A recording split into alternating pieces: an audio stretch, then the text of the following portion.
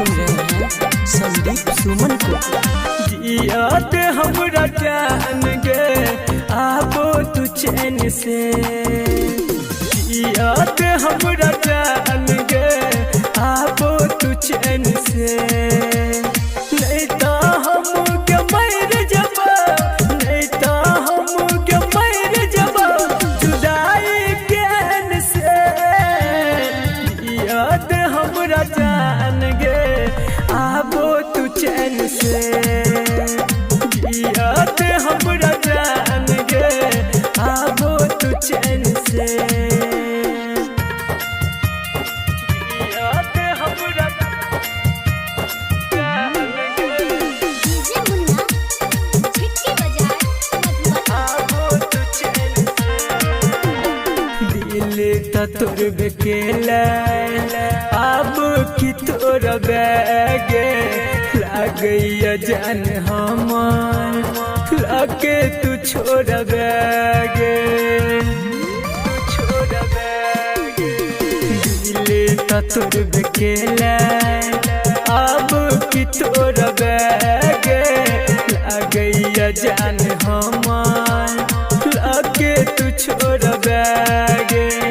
ले चाही कौन बदला जान तोई के कैन से, ले चाही कौन बदला जान तोई के कैन से। याद हमरा जान गे, याद हमरा जान गे आबो तू चैन से। याद हमरा जान गे आबो तू चैन से। याद हमरा जान गे